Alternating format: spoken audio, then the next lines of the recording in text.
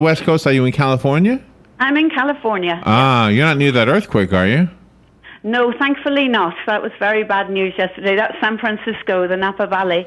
Yeah. And where are you? Are you more like LA? I'm in LA. LA. I'm in LA. Oh, okay. Yeah. Well, gosh, thank you for getting up early to be with us. And so I don't know where to begin with you. I don't want to be unfair to the book, but I want to learn about you too. So let's talk about the book first. Okay. Tell me what this is about. It's called Letter from Paris. Who's writing the letter and who's it being sent to? Well, I can't tell you who's writing the letter because you have to read the book to find that one out. But all I can tell you is that it's a book about a young woman of 40. Well, she's just turned 40. She's at a point of change in her life. It's actually a sequel to a book that I wrote a couple of years ago called India's Summer. India is, she's a bit of a character. She's a little bit Bridget Jones. She's a little vulnerable, and she's always looking to make for that perfect life. She kind of feels like she hasn't done it all yet, and she needs to take a leap in a different direction. She's just at one of those, and she's all excited to get to Paris, and her boyfriend lets her down at the last minute, so she goes on her own. Well, now, except for that part about the boyfriend letting her down, some of what you just said sounds like the bio I read on you. It's a lot like that one, except that I was a little older and I was married, but I did do a bit of channeling. I came to LA and it was so different from where I lived in England. Unbelievably.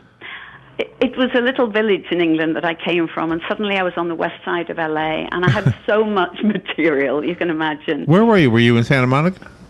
I live in Westwood, which is very close to Santa Monica. Okay, I know that area. So, that's a beautiful area, but I can imagine it was like a culture shock for you. It was absolutely a culture shock. I mean, everything. I mean, so many people come to LA to reinvent themselves, and it's everything that you think it's going to be. It's mad in lots of ways. People are very high energy. It's all about the scene, the business, as we call it here. It's about the movies. Right. It is surreal. So in lots of ways. was it the business that got you there? What attracted you to LA? I walked along the beach in Malibu and I just fell in love with it. And I loved American energy. I mean, America is a place where you can come and reinvent yourself. I mean, Letter from Paris is, Paris is somewhere that's exotic and wonderful, but you don't feel that same sense, well, I don't, of energy. In America, everything is possible. That's what I found. So did you, let's see, when you moved to LA, is that when you became a novelist? What were you doing before? I was doing a production, putting on events, and before that I was teaching. But what I'd always wanted to do was to write, and I started writing. I started writing blog posts, but not really online to begin with. But there was just too much to tell the people back in England. So many stories that I wanted to share, and before I knew it, I just had enough material to write a book. I just didn't have the story, but I had all the material. I really like one of your quotes reflecting your personality. I am a big believer in leap and the net will appear. That is most awesome. Yeah. Good. Hopefully. Absolutely. Have you reinvented yourself at all, Larry or Robin? Oh, yes. I would say, yeah. Yes, we have. And I've actually done the big leaps, and I think we've all reinvented ourselves in small ways, but I've done the big leap. I went to LA just out of the blue one day. Mm-hmm. It was in 1977, so it was a long time ago, but it was kind of the same thing. So I'm just curious about you, though. So you always wanted to write, and suddenly you are writing. So that's a leap. Yes. That's a leap whether you moved away or not. Yes, I think, what we all forget is that really you just have to take one step to do something different. You don't necessarily have to just change everything at once, but I think in order to grow, we all reach a point where we know we need to change something. And I just found once I started writing that I loved writing, and I found that the character in Letter from Paris appeared. I mean, India just became very, very... I started a Facebook page for her, a couple of years back, and I put pictures of her, doing all these things in Malibu that in my fantasy life that I would be doing if I were 40, riding along the beach, bareback on a horse and sipping mojitos at Chateau Marmont, and just generally, she just came alive. And in fact, she ended up with more Facebook friends than I had. The different locations is also a character in the book. Yes, that's what I've been told. I think if I allow myself, to congratulate myself on my talent, I think I bring. Well, everybody says that when they read my books, they feel like they're in the place, and so, in fact, I have a niece staying with me at the moment who is here. But she read India's Summer, and then she read Letter from Paris, and she's here inspired by the book to visit LA. Oh, really? Yeah, so she came last night, yeah. Oh, wow. And she's originally from the same town you're from in England? Yeah, yes. Oh, my goodness. So she's reinventing herself. I hope so. She's on day one, but we took her to the Soho house last night, and she got a flavor of it, and it was lovely for me to see it through her eyes. Now, you are called Lady because you are, what do you call it, the wife of a knight or something? Is that right? Yeah. Yes, it is. And it's funny because, my mother always said that no knight in shining armor would come along and rescue me. Well, I wouldn't say that he rescued me, but he certainly came along. Do you let him know he's a knight, or do you kind of put him in his place? Well, other people can call him sir. But if he's being called sir, I insist on the lady. So how did he become a knight? Did he have a rock band or something?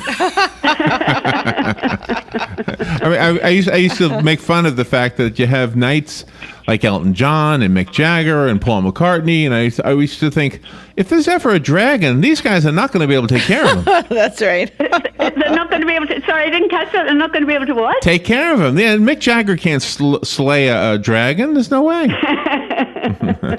No, and I hope not to be a damsel in distress, but I deliberately didn't use the title for my book because my blog, Therese Blogs, it's very much me. I didn't even use my second name because I actually, in this new incarnation, I want to know that I've done it for myself. Sure. Yeah, no, that makes sense, too. And in fact, because of that sentiment, I was reluctant to even bring it up, but I see it in your bio, so I thought, well, maybe... Oh, I'm delighted to. Yeah, it is part of my reinvention as well. I mean, I'm from Liverpool. I didn't ever grow up around anything glamorous particularly, and the life that I have as a result of it is remarkable.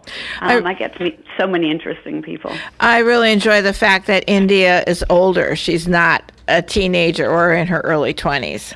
Yeah, it's so much more interesting when people reach a crisis when they have a history as well as, India was I based this on my own experience, obviously, but, India had been a teacher and a really good teacher and loved teaching, but she felt that she needed a bigger platform, rather than just going into a school. And she did a firewalk, and it just changed her life because she realized that she had to move everything on and conquer the fear, because I think it's fear that holds us all back, isn't it? It is. It oh yes, is. Absolutely. I mean that leap that you talked about without a net, or life gives you the net. Mm-hmm. That's faith, and that's what everybody does. I mean, if every immigrant to this country, yourself included, had to take that leap. Yeah. I mean, that's what it's about. The book is called Letter from Paris. It is a novel written by Therese, and I would like to give the copy away that you sent me. So call me if you want the copy that Therese sent us. I'll leave it right here for you. The rest of us have to go buy it. Therese, do you want to give us a website we can go to? Yes, it's thereseblogs.com, and it's THERESE. ThereseBlogs.com? All right, let me look it up real quick. Let me look at it. Yeah. It's a wonderful site. Do I know what you look like yet? I don't see your face Yes, you anywhere. do. I think so, and it's an untouched You're you're a real pretty lady. Thank you. But I've had even though I've lived here for 13 years now, I've had no work done. Well, now where is this picture on the top of your webpage? Where is that? Is that in California? That's down in Santa Monica. On the beach, near Marina del Rey. We went in the evening when the sun was going down. Oh, wow. Wow. That's where you got that glow from. One day I'll get back there. I missed as soon as I left that area, I missed it. So. Well, if you are here, look us up and we'll definitely I'll look take you you up. out. And, By the way, I have a real quick question about Liverpool, and I'm not going to ask a Beatle question. Have you ever heard of the poet Richard Le Gallienne? I haven't. No. He's from Liverpool. Gallienne? Yeah. Really? I'll write it down. How do you spell it? Richard, and then L-E. I looked it up real quickly so I would know how to do this. L-E, capital G, A-L-L-I-E-N-N-E. Le Gallienne. Ah. And what does he write about? He's a poet, and some of his poetry has made its way somehow for me to know it. I don't know how, but that happens sometimes. So. Oh well, I would check it out. I left Liverpool a good long time ago, so I'm, Oh, he's from the 1800s. He's before you. Oh. Yeah, he's longer. He's gone. Therese, you're a delight. I kind of wish we had more time to chat with you. Thank you for being on the air with us today. And thank you both so much. And good luck with the book. Thank you very much indeed. That was fun. Bye. All right, thank you. We'll take a little break. We'll be right back.